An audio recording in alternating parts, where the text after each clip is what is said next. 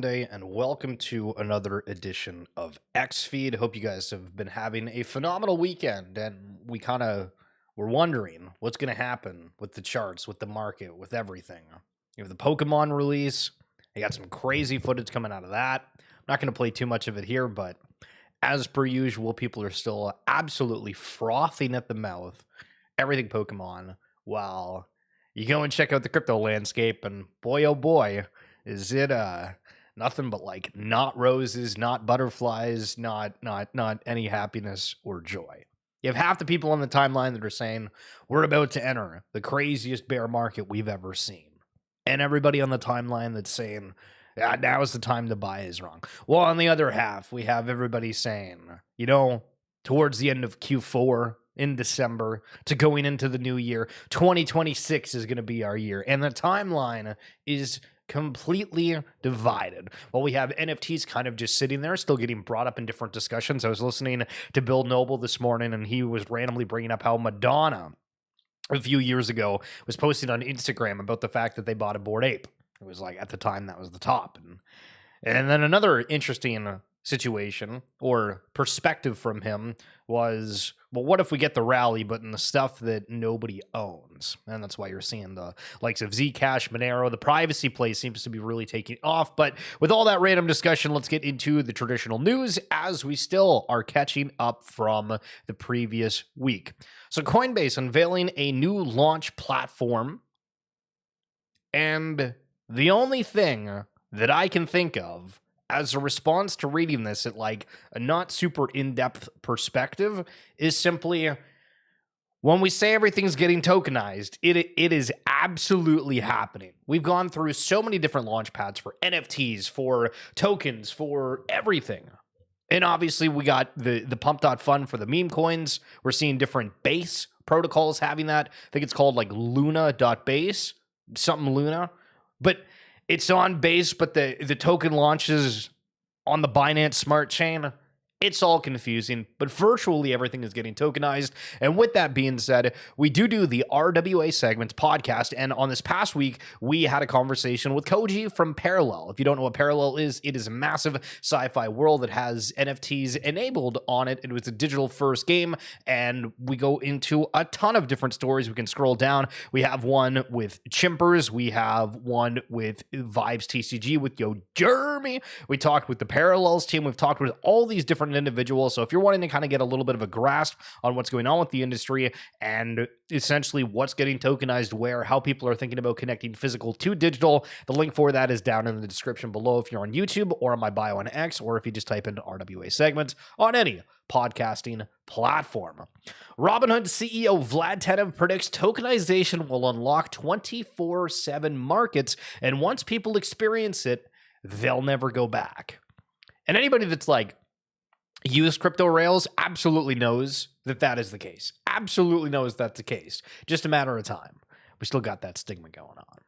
So Zagabond, the co-founder of Azuki, if you remember about a week or so ago, maybe a little bit more, the entire timeline, I don't know if there was just literally nothing to talk about, but people were just shredding Azuki.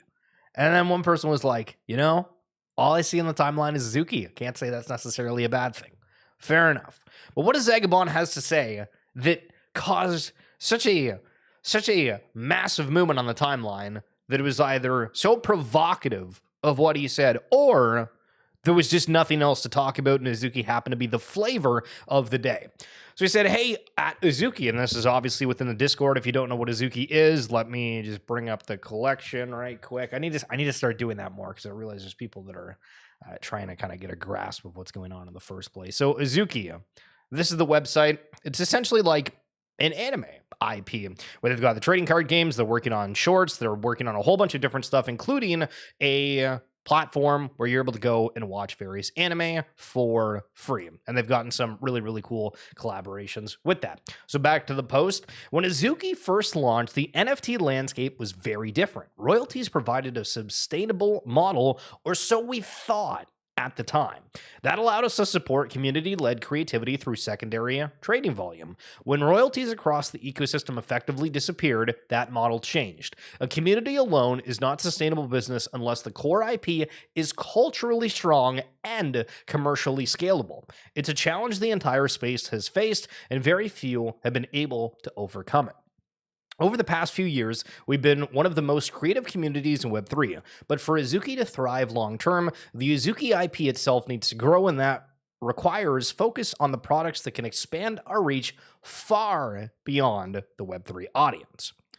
So our IP roadmap, the Azuki trading card game, to the manga, which is like the books that are backwards that are like graphic novels, if you don't know, and then the anime series. So that's their three kind of pillars or points they're going into. This is the route we're taking to build a lasting world. It aligns with Azuki's strengths. A world and story still unfolding, not tied to an existing franchise. Original art led by Steamboy, who was also on the Overwatch team, doing some of the art. I think he was like the lead art director or whatever, which is really, really cool. A culture rooted in collecting and identity, and ability to innovate with tech. If we execute this well, Azuki NFTs become first edition cultural artifacts like base set Charizards or Alpha Black Lotus, which is a card in Magic the Gathering that's super rare. True day one items from the beginning of a global IP. Before going deeper, I want to acknowledge something important. Some of you came to Azuki because of the community first. The identity, the shared language, the early days, I know that it really mattered, and it still does. What's changing now is not the spirit or culture, it's the focus needed to build something with real permanence. Some people will feel energized by this next chapter, others may feel it's no longer aligned with what they're looking for. Both reactions are valid. My goal with this message is to provide clarity on where we're going, why we're doing it, and how we're doing it. I feel like what he said is supposed to be like incredibly obvious, right? We've gone through kind of a change where people are wanting and or needing something as like a revenue or a generator or something for holding certain collections. And I think from day one, the entire concept with all of this was simply, hey, you have the community, you have something that people really care about. And if it's successful, well, bam, you got some of the original collector pieces for it. And then the other component of it is that you're supposed to get some kind of lifelong perks. Now, does that necessarily mean, hey, you're actually like getting money from whatever the company is doing? Is it getting special access? Is it X, Y, and Z? And I would make the argument that I could be kind of wrong with this, but I think one of the reasons we've seen so many paid drops from these collections, right? If you think about Azuki, they did the auctions for those golden skateboards for the Bored Ape Yacht Club. They've done different merch drops, and almost all of them are paid. It's never really anything that, as a holder, you get for free, right?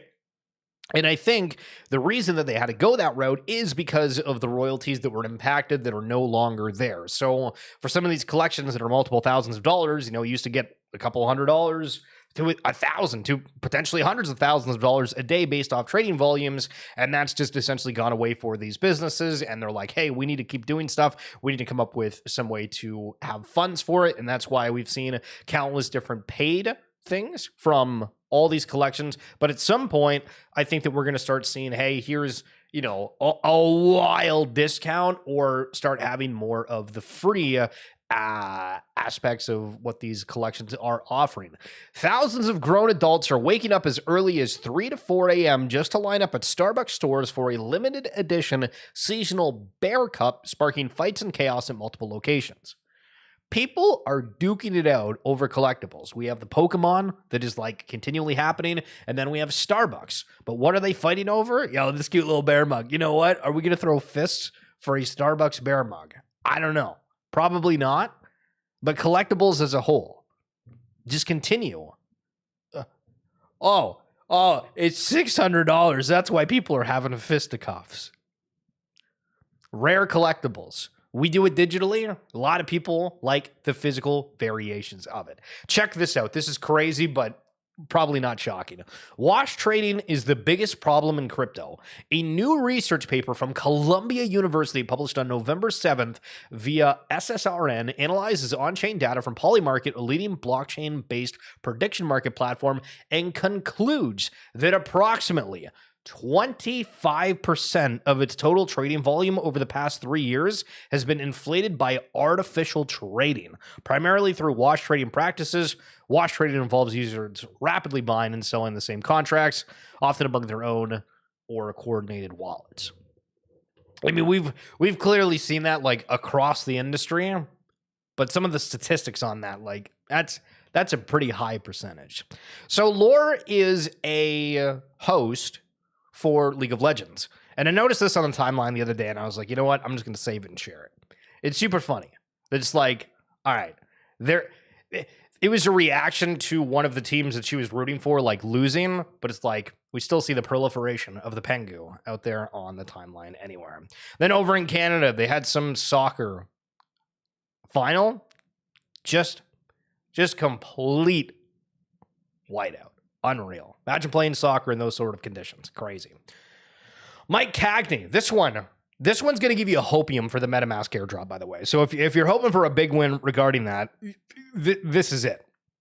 Blockchain wallets are going to completely disrupt how financial services work. Today, you have an account at a firm like SoFi. They provide you access to crypto markets, security markets, banking, loans, all through their native app. It's convenient, but you are captive to their solutions, and they intermediate your access to these things at your expenses. Example is introducing broker to exchanges, etc. I believe this paradigm will shift.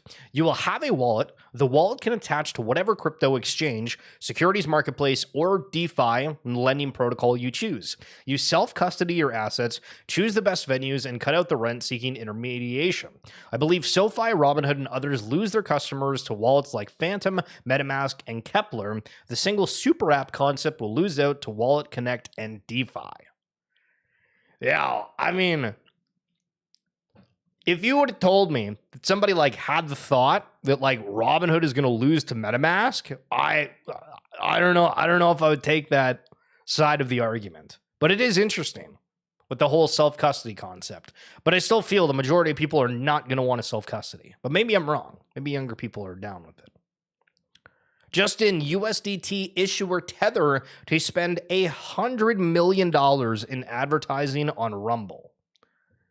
So you made the concept of the blockchain wars, right? Where there's teams out there that are building a game, an experience, an app, and they're like, okay, do I go over to Ronin? Do I go to Abstract? Do I go to Immutable? Do I just simply stay on Ethereum? Do I go over to Solana? What do I do? And we've seen multiple teams that have pivoted, right?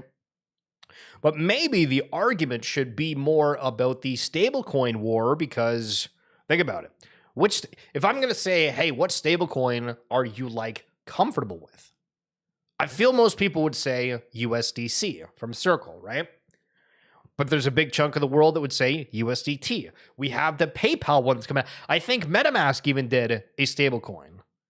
But then we start seeing all of these stablecoin providers try to get good PR, good recognition, and try to have more people using their particular stablecoin.